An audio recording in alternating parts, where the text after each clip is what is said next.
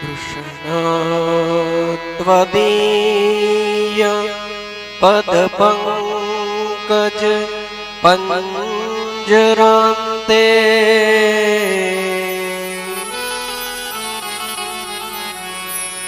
अद्यैव मे विशतु मानसराजहंस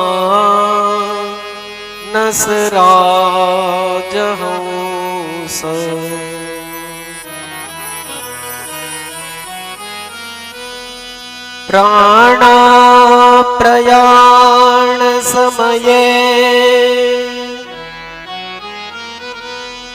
कफवात पित्ते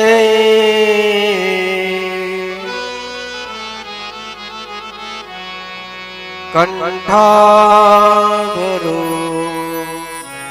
धनविधो स्मरणं कुतस्ते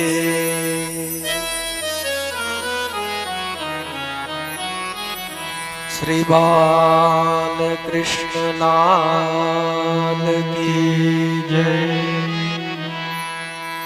श्री गिरिराज धरण की जय। श्री द्वारिकाधीश की जय। श्री भागवत भगवान की जय। श्री महाकाली मात की जय। सद्गुरु भगवान की जय। कामनाथ महादेव की जय। अन्नपूर्णा मात की जय। कष्टभंजन हनुमान जी महाराज की जय। पितृनारायण देव की जय। ओ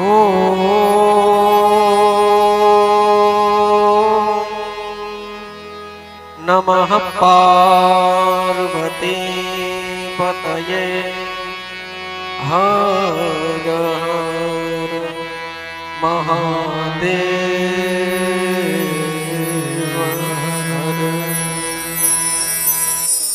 हर हरे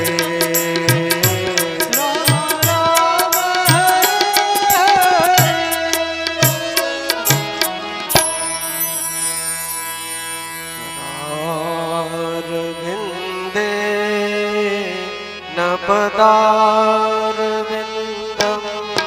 मुखारविन्दे विनिवेशयन्ता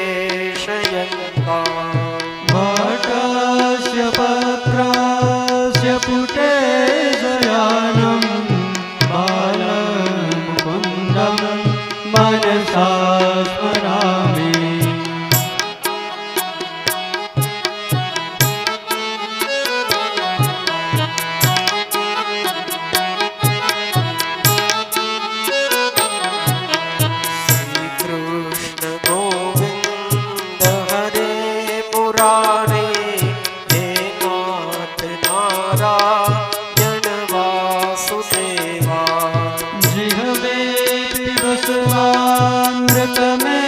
तदेव गोविन्द दामो परमाधवेति।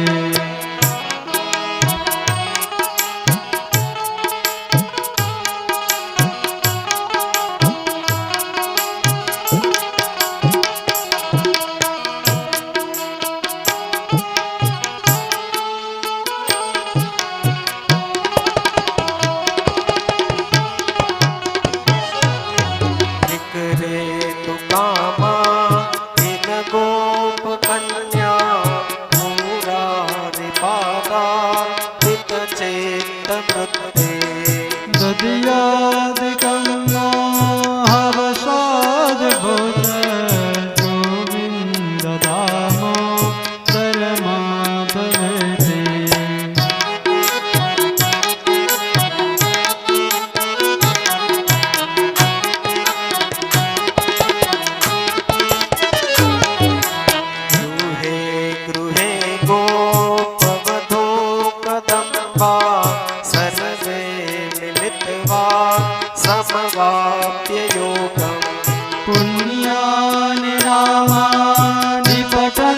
भजति नित्यं गोविन्द दामोदर माधवेति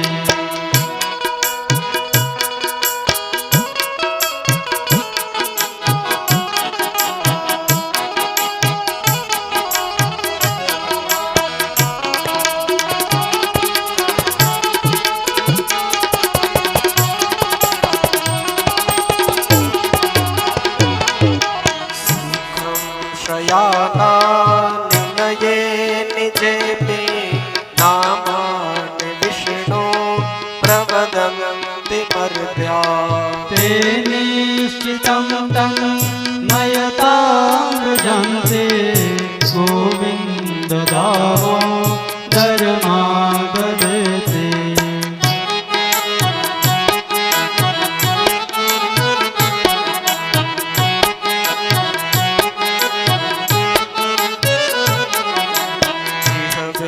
सदैवं भज सुन्दराणि नामानि कृष्णस्य मनोहराणि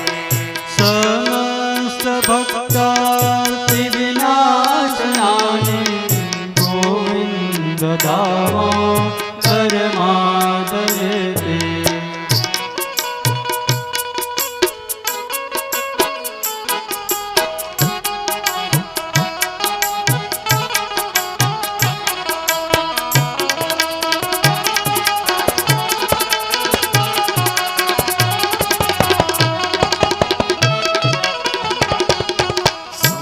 सुखावसाने इदमेव सारं दुःखावसाने इदमेव ज्ञेयम् देहावसाने इदमेव जाप्यं गोविन्द दामोदर माधवेति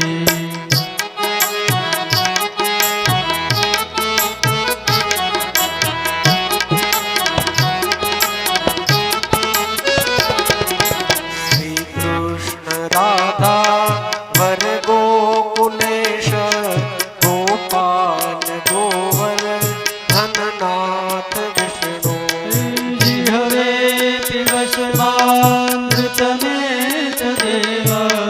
गोविन्द दामोदर माधवेति गोविंद दामोदर माधवेति हे कृष्ण हे यादव हे सखेति गोविन्द दामोदर माधवेति हे कृष्ण हे यादव हे सखेति हे कृष्ण हे यादव हे सखेति हे कृष्ण हे यादव हे सखेति गोविंद माधव स्तोत्र प्रेम थी पाठ जे करे दामोदर दया दाने सहज गौलोक संचरे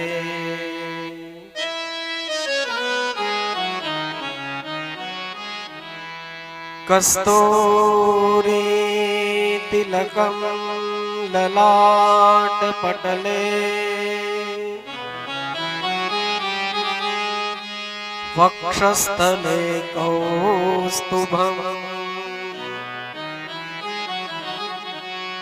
नासाग्रे वरमौक्तिकं करतले वेणुर्करे कङ्कणम्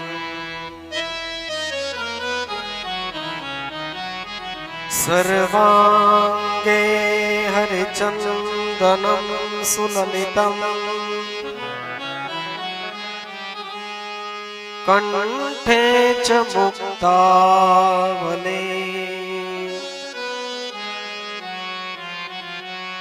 गोपस्त्री परिवेष्टितो विजयते ગોપાલ ચૂડામણિ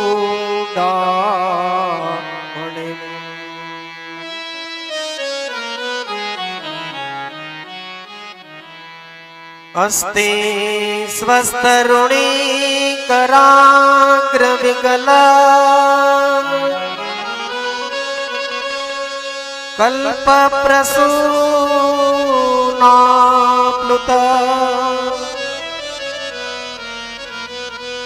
વસ્તુ પ્રસ્તુત વેણુનાદલ હરી નિર્વાણ નિર્વ્યાકુલમ શસ્ત્ર શસ્ત્ર નિબદ્ધ નિવિલસા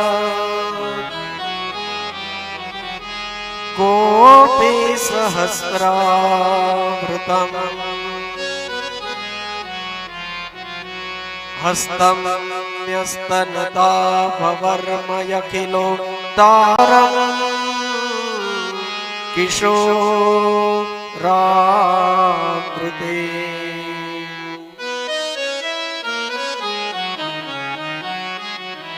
કૃષ્ણં નારાયણં વંદે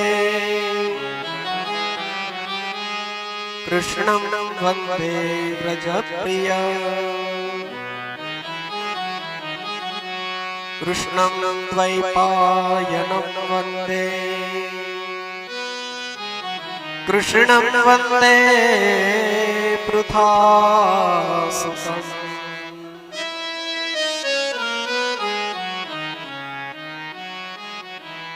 બોલીએ શ્રી સુખદેવજી મહારાજ કી જય શ્રી હરિ પરમાનંદમ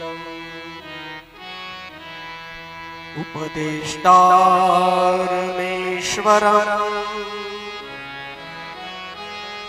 વ્યાપકં સર્વલોકાનાં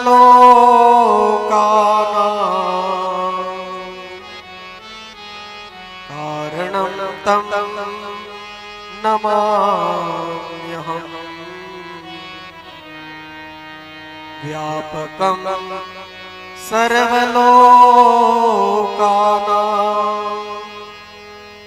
કારણં તમ નમામ્યહં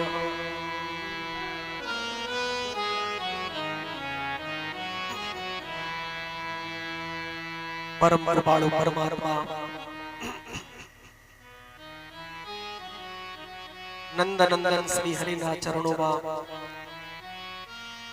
આપણા સૌના પ્રેમપૂર્વક પ્રણામ હો. કથા શ્રવણ કરવા માટે આવેલા ભાઈઓ બહેનો માતાઓ વડીલો આપ સૌને મારા જય શ્રી કૃષ્ણ.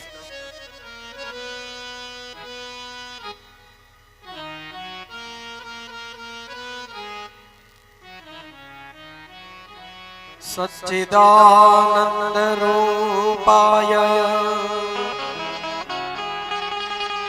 વિશ્વોત્પત્યાદિ હેતવે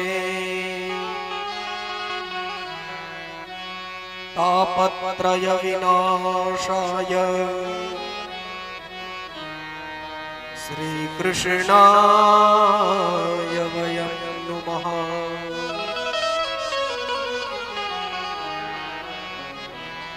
સતચિત આનંદ સ્વરૂપી પરમાત્માના ચરણોમાં વંદન કરી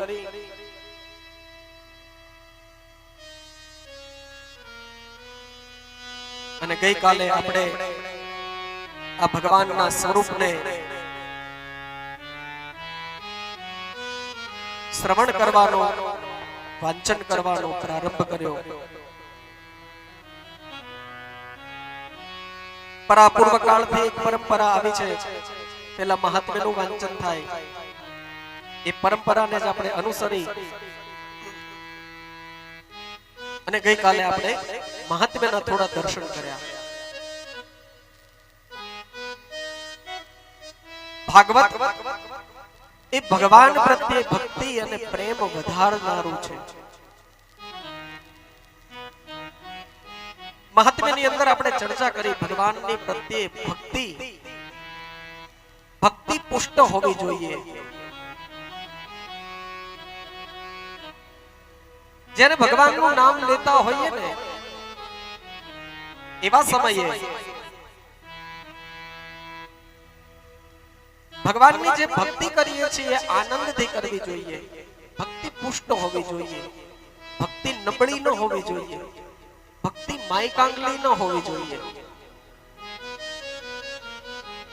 કોઈ શરીરમાં જરાક થોડાક વ્યવસ્થિત હોય તો આપણે એને કહીએ ને કે હૃષ્ટ પુષ્ટ છે. એમ ભક્તિ પણ હૃષ્ટ પુષ્ટ હોવી જોઈએ, નબળી ન હોવી જોઈએ. પછી પરાણે તાલીઓ પાડીએ ધૂનમાં, જે બહુ અવાજ આવશે તો બાજુવાળું સાંભળી જશે તો, અથવા તો બહુ જોરથી કીર્તન સાથે ગાઈએ અને તાળીઓ પાડીએ અને કોક જોશે તેમ કહેશે કે આ બહુ મોટી ભક્તાણી હમણાં થઈ ગઈ છે. કારણ કે આપણે બધા તો એ વિચારીએ ધર્મનું આચરણ કરવું હોય ને તો ઈ આપણે વિચારીને કરી કે લોકો શું કહેશે.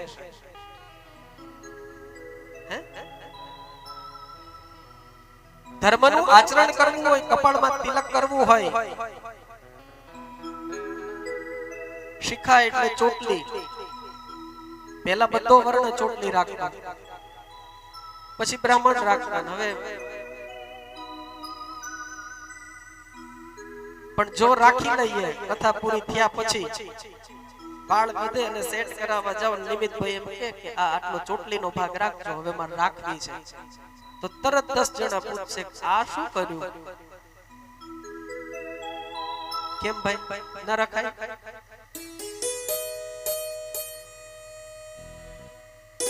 આપણી સંસ્કૃતિ છે, આપણે સાચવવાની છે. આપણે ન સાચવી શક્યા એટલે આપણે દુખી થઈ રહ્યા છીએ.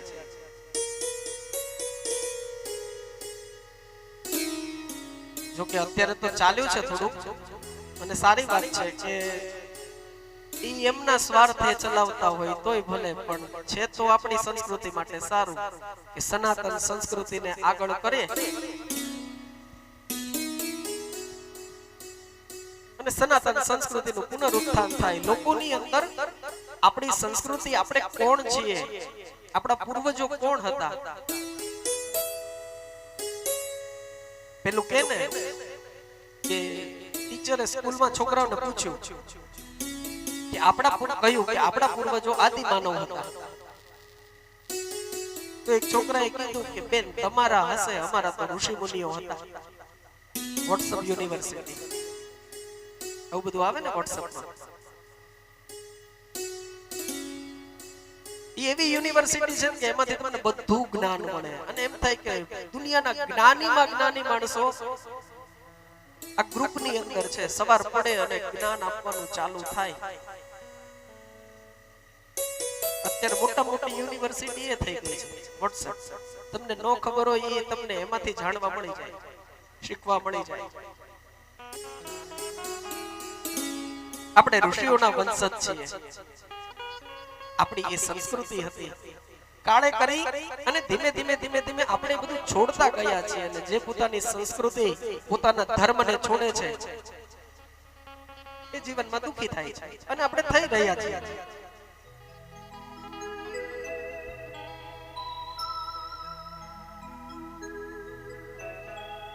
તો ભક્તિ પુષ્ટ હોવી જોઈએ, ભક્તિ નબળી ન હોવી જોઈએ. મહાત્મ્યની અંદર ગઈકાલે આપણે ચર્ચા કરી. ભગવાન સ્વધામ ગયા, ભયંકર કળિયુગ આવ્યો. લોકોએ ભક્તિને પોતાના મનની અંદરથી જાકારો આપી દીધો. કોઈને ભક્તિ કરવી ગમતી નથી. જ્યાં સુધી ભગવાનની ભક્તિ ન કરો ત્યાં સુધી તમને જ્ઞાન ન મળે, અને જ્યાં સુધી જ્ઞાન ન થાય ત્યાં સુધી મનની અંદર વૈરાગ્ય ઉત્પન્ન ન થાય.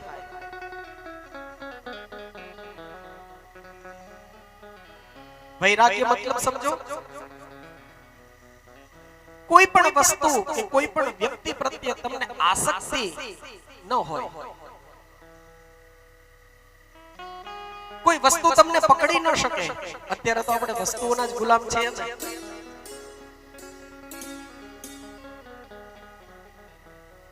એ આપણી આસક્તિ છે જે આપણને પકડે છે. એમાં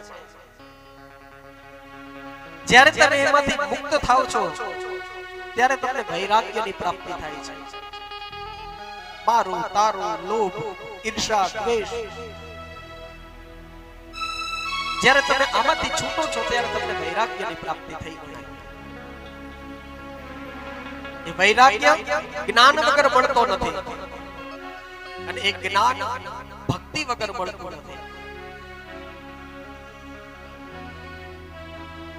ભગવાનની ભક્તિથી ભગવાન પણ મળે છે, જ્ઞાન પણ મળે છે, વૈરાગ્ય પણ મળે છે, દુનિયાના દરેક સુખોની પ્રાપ્તિ થાય છે.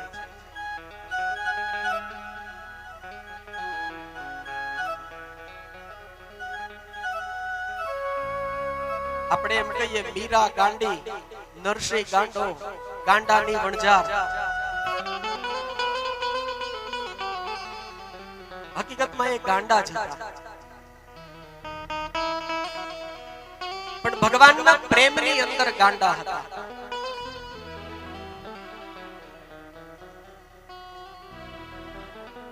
કોઈ દિવસ તમે એવું સાંભળ્યું કે નરસિંહ મહેતાએ મોટું મંદિર બનાવ્યું ને એની અંદર સદાવ્રત ખોલ્યું, અન્ન ક્ષેત્ર ખોલ્યું, બહુ મોટા મોટા યજ્ઞો કર્યા, ભાગવત સપ્તાહો કરી? આવું કે સાંભળ્યું હોય તો કેજો, કદાચ મને નોય ખ્યાલમાં વાંચવામાં આવ્યું હોય કે મીરાબાઈએ મોટા મોટા યજ્ઞો કર્યા અને ભગવાનને મેળવ્યા. ક્યાંય નથી. આ નરસિંહ, આ મીરા, આ કોઈ ટીલું નથી લાવ્યા, પણ એમને ભગવાનની ભક્તિ કરી અને ભક્તિનો રંગ એવો હતો કે ભગવાનની ભક્તિ ના પ્રભાવના હિસાબે જ્યારે જ્યારે આ લોકો ભગવાનને યાદ કરે ને ત્યારે ત્યારે ભગવાન એમની સામે આવીને ઊભા રહી જતા.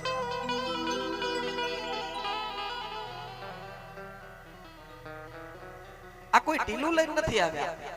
એ મારા ને તમારી જેવા જ માણસો હતા. એમની પાસે પણ 24 કલાક જ હતા ને આપણી પાસે 24 કલાક જ છે. નહીતર રાજસ્થાનનો મર્યાદાનો પ્રદેશ અને એમાં રાજપૂતાના ક્ષત્રિય કુળ, મર્યાદાનું કુળ, અને એ રાજાની રાણી મીરા ભગવાનની ભક્તિની અંદર તો એટલી ઓતપ્રોત થઈ ગઈ કે મેરો તો ગિરધર ગોપાલ દૂસરો ન કોઈ. ભગવાન મુરલી મનોહર સિવાય એને કઈ સૂજે નહીં.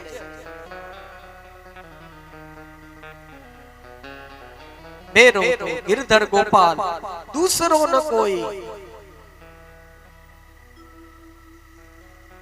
અરે મીરાબાઈએ તો ત્યાં સુધી કહી દીધું, ऐसे वर को क्यों वरू, ऐसे वर को क्यों वरू जो आज जन्मे कल मर जाए. ऐसे वर को क्यों वरू जो आज जन्मे कल मर जाए. वर वरू घनश्याम जो मारो चूडलो अमर होई जाए. जो वरु तो घनश्याम मुरली मनोहर कृष्ण ने वरु मारो चूडलो अमर कोई दिवस विधवा थવું જ નહીં. બચપનથી જ પોતાના પિતાના મહેલની અંદર ઠાકોરજીની મૂર્તિ પધરાવીને મનથી મીરા એને ભરી ચૂક્યા હતા.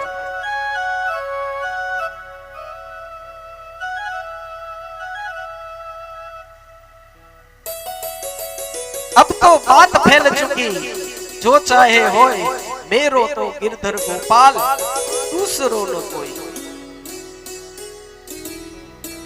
લોકો કહે મીરા ગાંડી. યસ, મીરા ગાંડી છે, પણ શેમાં ગાંડી છે? ભગવાનની ભક્તિમાં ગાંડી છે. જૂનાગઢનો નાગર નરસૈયો કરતાલ ખખડાવે અને ભગવાન હાજર થઈ જાય. ખબર નહોતી પડતી કે નરસિંહ ભગવાનનો સેવક હતો કે ભગવાન નરસિંહના સેવક હતા. ઓફિસની અંદરથી સાહેબ બેલ વગાડે એટલે બાર ઓલો માણસ રાખ્યો એ તરત આવે કે બોલો સરકાર, બોલો સાહેબ, શું કામ છે? જૂનાગઢની અંદર નરસૈયો કરતાલ ખકડાવે ને, ઉપરથી દ્વારિકાધીશ નીચે આવીને બોલે બોલો મહેતાજી. આમાં સેવક કોણ? ભગવાન કે નરસૈયો?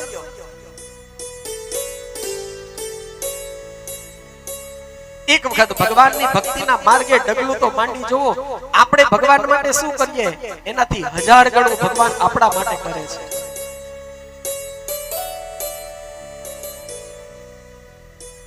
આપણે કાંઈ જ નથી કરતા. આપણે ભગવાનની આજ્ઞામાં નથી, ભગવાન આપણી આજ્ઞામાં છે. આપણે રાખીએ એમ ભગવાન રહે છે, આપણે કહીએ એમ ભગવાન કરે છે. સાચું ખોટું? આપણે ભગવાનનું કીધું કરીએ છીએ? હા નો પાડતા. કારણ કે 7 દિવસમાં આમાં ઘણી બધી એવી વાતો આવશે કે જેમાં આપણે કાન પકડવા પડશે. હા કે ના? માથું કરતા રહેવું ક્યારેક ક્યારેક. કારણ કે ટાઈમ આપણો એવો છે કે બપોરા જમી અને પછી આપણે કથામાં બેસીએ છીએ. અને આ કથા એવી છે ને કે કામકો સારી સારી ગોળીઓ ખવડાવીને જેને ઊંઘ ન આવતી હોય ને, એ કથામાં બેસે ને ત્યાં ઝોલું આવી જાય. એટલે આ વચ્ચે થોડું થોડું હસવાનું આવે છે ને, એટલે મૂકું છું કે જો સાવ આનું ચાલુ કરીશ ને તો બધાય થાંભલાના ટેકા ગોતશો. એટલે વચ્ચે વચ્ચે ક્યારેક મારે આવું મૂકવું પડે. કથા વસ્તુ એવી છે, સારા સારા માણસોને અનિદ્રાના રોગી હોય, કામ્પોસ ખાઈ ખાઈને જે લોકો સૂતા હોય અને તોય ઊંઘ પૂરી ન થતી હોય, આવતી ન હોય, ઈ લોકો જો કથામાં આવીને બેહે ને એને આંખ લાગી જાય. એક નાનકડી વાત કહી દઉં. એક ગામની અંદર કથા બેઠી અને કથાકાર કથા વાંચવા ગયા. પહેલે દિવસે કથા વાંચી અને બહુ સરસ કથા વાંચી.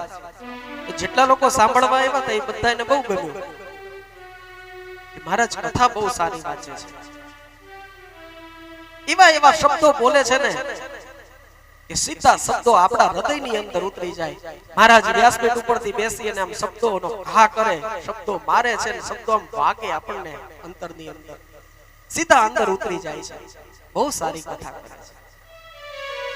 તો પછી હવના ઘરે ગયા.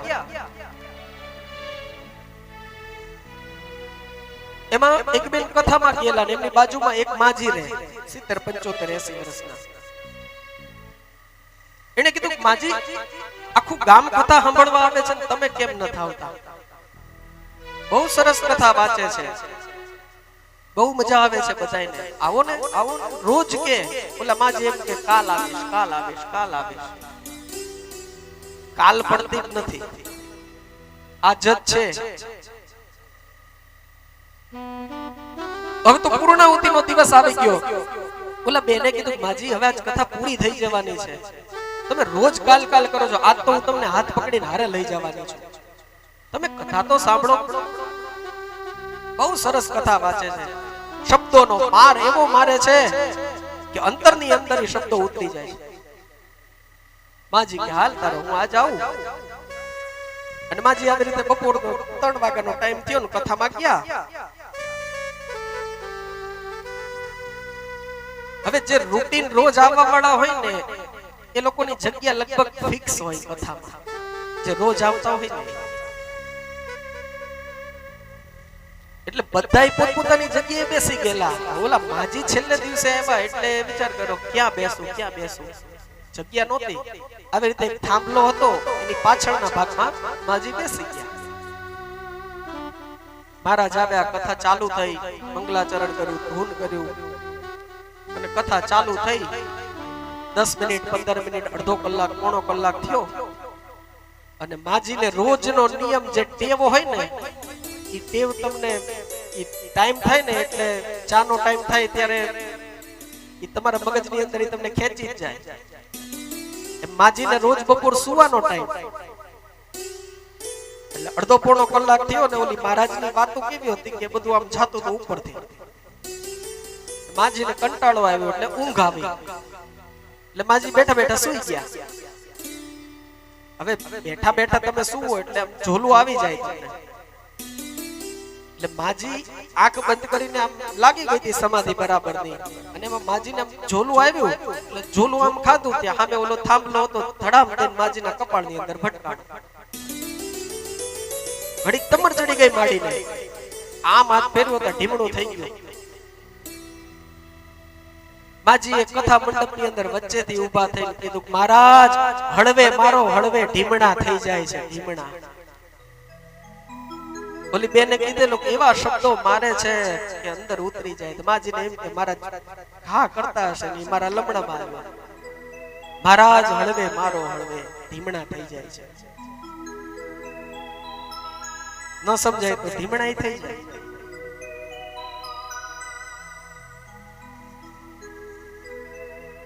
નરસૈયો કરતાલ ખખડાવે ભગવાન હાજર થાય. સેવક કોણ? મેં કહ્યું એમ ભગવાન આપણી આજ્ઞામાં છે, આપણે ભગવાનની આજ્ઞામાં નથી. સરસ મજાનું ઘર બનાવીએ પણ પછી લાકડાનો નાનકડો એવો કબાટ લાવી ભગવાન એક્સ્ટ્રા રૂમની સગવડતા નથી આ નાનકડા લાકડાના કબાટમાં તમારે રહેવાનું છે. ભગવાન કે કોઈ વાંધો નહીં ચાલશે.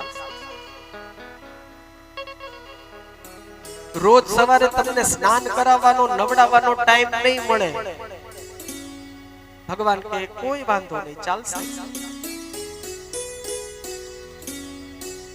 તમારે રોજ માખણ મિશ્રી મેવા મીઠાઈ જોતી હોય, છોકરાઓને સ્કૂલે જવાનું હોય, ઓફિસે જવાનું હોય, કોઈને નોકરી ધંધે જવાનું હોય, ટાઈમે ટાઈમે કદાચ થાળ નહીં ધરાવી શકીએ, સરકાર નો પ્રોબ્લેમ.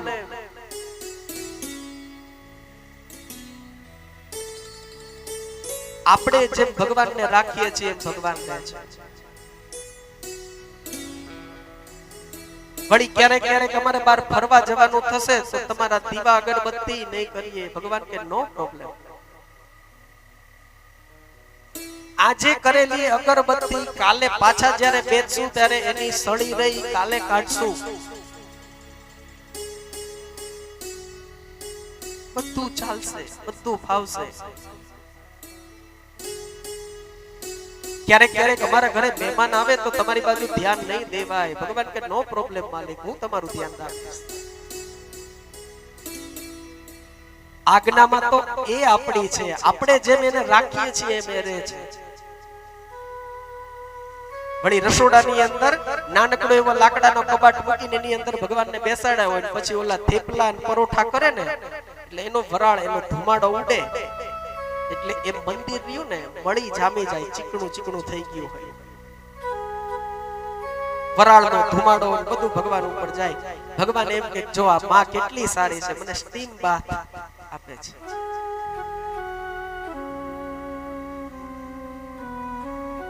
એને આપણાથી કોઈ તકલીફ છે જ નહીં, તકલીફો આપણને પડે છે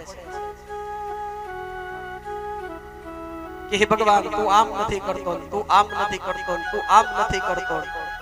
આપણે શું કરીએ છીએ? આપણે એની એક પણ વાત માનીએ છીએ? એકનો એક દીકરો ઘરની અંદર તમારું કીધું તમારો છોકરો નો કરતો હોય તો તમને ગમશે?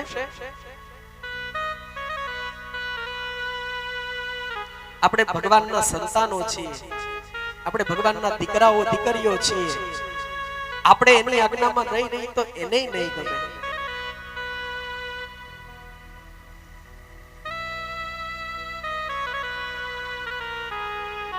હું એમ નથી કહેતો કે રોજ સવારમાં કલાક ઉઠીને એની સામે બેસી જાવ માળાઓ લઈને. ભલે 2 મિનિટ બેસો પણ એ 2 મિનિટ ફક્ત ભગવાન માટે જ હોવી જોઈએ. એ 2 મિનિટ તમે ને તમારા ભગવાન, એના સિવાય ત્રીજું કોઈ ન હોય. ભક્તિ પુષ્ટ હોવી જોઈએ.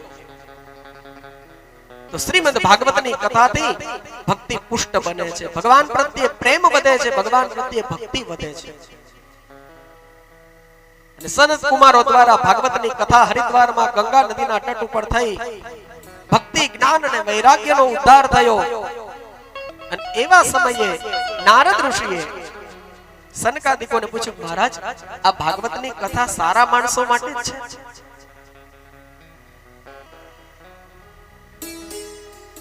આ ભાગવતની કથા સજ્જનોનું જ કલ્યાણ કરે છે? સનત કુમારોએ કહ્યું કે પહેલું કલ્યાણ તો દુર્જનોનું કરે.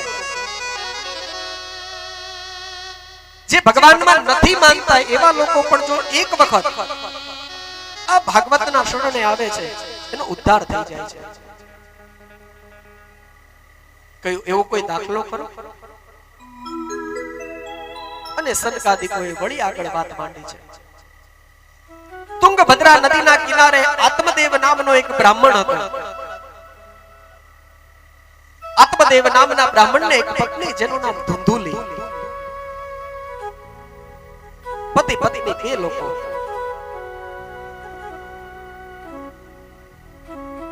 બ્રાહ્મણ એટલો જ્ઞાની, એટલો વિદ્વાન હતો, વેદ પાઠી બ્રાહ્મણ હતો. સરસ્વતીની કૃપા એના ઉપર ખૂબ હતી. અને આમ પણ બ્રાહ્મણો ઉપર સરસ્વતીની કૃપા વધારે હોય. જનરલી બ્રાહ્મણો ઉપર સરસ્વતી માતાની કૃપા વધારે હોય, લક્ષ્મીજીની થોડીક ઓછી હોય.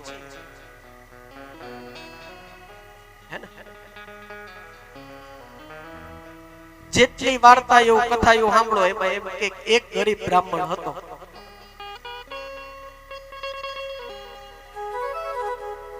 મારી કથામાં ગરીબ બ્રાહ્મણ નથી આવતા, હું ગરીબ બ્રાહ્મણ નથી, અને મારો યજમાન તો જરાય ગરીબ બ્રાહ્મણ નથી. ગરીબ બ્રાહ્મણ કોઈ દિવસ ગરીબ હોતો જ નથી. લોકો એમ કે ગરીબ બ્રાહ્મણ કા ભાઈ, શું કામ? બ્રાહ્મણ કોઈ દિવસ ગરીબ ન હોય. હા, તમારી જેટલા રૂપિયા, પૈસા, મિલકતો કદાચ અમારી પાસે ન હોય, પણ બ્રાહ્મણની પાસે જે સમૃદ્ધિ છે ને, એ દુનિયાની કોઈની પાસે નથી. બ્રાહ્મણની પાસે એની વિદ્યા છે, એનું જ્ઞાન છે. એ સમૃદ્ધિના હિસાબે દુનિયાના કોઈ પણ ખૂણાની અંદર એના ખિસ્સામાં એક પણ રૂપિયો ન હોય, અને દુનિયાના કોઈ પણ ખૂણાની અંદર એને મૂકી દેવામાં આવે ને, તો એના જ્ઞાનના હિસાબે એ જોઈએ એવી સમૃદ્ધિ લાવી અને ઊભી કરી શકે. આ બ્રાહ્મણની સમૃદ્ધિ, આ એનું ધન છે. બ્રાહ્મણ કોઈ દિવસ ગરીબ ન હોય. આર્થિક વસ્તુની તો વાત સૌ પોતપોતાના કર્મ અને ભાગ્ય લખાવીને આવ્યું એ પ્રમાણે ભોગવતું હોય છે. બાકી બ્રાહ્મણ કોઈ દિવસ ગરીબ નથી હોતો. બ્રાહ્મણ કોઈ દિવસ સામાન્ય નથી હોતો. બધું સરખું ભણેલા થોડા હોય, બધા સરખા જ્ઞાની થોડા હોય. આપણા હાથના 5 આંગળાઓ પણ સરખા નથી. પણ જન્મથી બ્રાહ્મણ છે, બ્રાહ્મણ કુળમાં જન્મ લીધો, એ જ મહત્વની અને એ જ મોટી વાત છે. એ જ એના સૌથી મોટા પુણ્ય છે. એને બ્રાહ્મણ કુળમાં જન્મ મળ્યો છે. બ્રાહ્મણ સામાન્ય નથી. બ્રાહ્મણ જગતનો પિતા છે, બ્રાહ્મણ જગતનો બાપ છે. પણ બ્રાહ્મણે પણ બ્રાહ્મણની રીતે રહેવું જોઈએ. બ્રાહ્મણે પણ બ્રાહ્મણની રીતે, પોતાની રીતે રહેવું જોઈએ. ભગવાને જે જવાબદારી સોંપીને આપણને અહીંયા મોકલ્યા છે, સમાજને જ્ઞાન આપવું, જગતની સુધી ધર્મના સંદેશ પહોંચાડવો અને સાચી વાતને પહોંચાડવી, એ બ્રાહ્મણનું કર્તવ્ય છે. એ કરવું જોઈએ. યજમાનોને ગેરમાર્ગે દોડી, ખોટા રસ્તે લઈ જઈ અને પોતાનું પેટ ભરવાની વાત આવે, ત્યાં બ્રાહ્મણ નહીં, ત્યાં બીજું કઈ. લોકોને સાચી સમજણ આપવી, સાચું જ્ઞાન આપવું, એ બ્રાહ્મણનું કર્તવ્ય છે. અને જો નિષ્ઠાથી એ બ્રાહ્મણ જો પોતાનું કર્તવ્ય નિભાવે ને, તો સમાજ સમજદાર જ છે. માગવા માટે લાંબો હાથ કરવો પડતો નથી. પોથીજી લઈ અને ગામો ગામ ફરું છું. આટલી ઉંમરમાં ઘણા ઘણા અનુભવો જોયા છે. રોટલી દાળ ભાત શાક નહીં, લોકો મેવા મીઠાઈ ખવડાવે છે. હાથ લાંબો નથી કરવો પડતો. લોકોની નજરમાં વિવેક છે, એને ખબર પડે છે, પણ આપણામાં આપણાપણું હોવું જોઈએ. સેલમાં પાવર હોય તો જ એ કામ કરે, વગર પાવર નું કઈ જ ન થાય. આપણી અંદર આપણા જ્ઞાનનો પાવર હોવો જોઈએ. જો પોતાનું કર્તવ્ય બરાબર રીતે નિભાવે તો કોઈ બ્રાહ્મણને આજે એક સિસ્ટમ છે કે સારા કે કોઈ પણ પ્રસંગે આપણા ઘરે બ્રાહ્મણને બોલાવી એટલે લોકો એમ માને કે હવે એ તો એમને કઈ એટલે આવી જાય, એમને કઈ બેહી જાવ એટલે જવાનું ના ન પડે ત્યાં સુધી બેહી રહે. એક ચિત્ર છે ને મગજમાં લોકોને કે લાલ પીળા ફાટેલા ધોતિયા પહેરી અને હાથમાં કંકુ ચોખાની થાળી લઈને યજમાનની આગળ પાછળ બિચારો આટા મારતો હોય. બિચારો બ્રાહ્મણ બિચારો નથી. મગજની અંદર જો આ વસ્તુ હોય ને, કદાચ હશે પહેલા અપડેટ થઈ ગયું, બધું નવું વર્ઝન આવી ગયું છે, એટલે એવી અપેક્ષા ન રાખતા કે લાલ પીળા ફાટેલા ધોતિયા પહેરી તમારી પાછળ આટા મારે. તમારે કામ હોય તો તમે આટા મારજો. આ અભિમાન નથી, આ સ્વાભિમાન છે.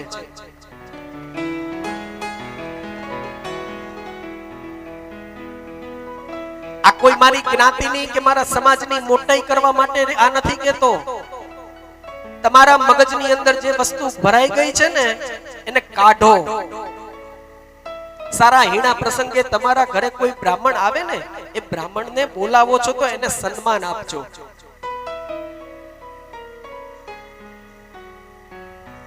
લગ્ન પ્રસંગોની અંદર આપણે બ્રાહ્મણોને બોલાવીને પછી એમના જે અપમાન કરીએ છીએ ને, આ બંધ કરજો. એમના તાળી ન પાડતા, અને તાળી પાડી છે તો આ જે કહું છું એને બરાબર સમજજો.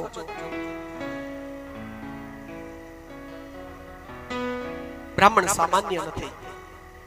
એનું જ્ઞાન, એની વિદ્વતા જેટલી હોય એટલી. તમે શા માટે દોષમાં આવો છો? અને જો વિદ્વાન નથી તો વિદ્વાન ગોતો ને. જો એને નથી આવડતું તો જેને આવડે છે એને ગોતો ને અને ચૂકવો ને.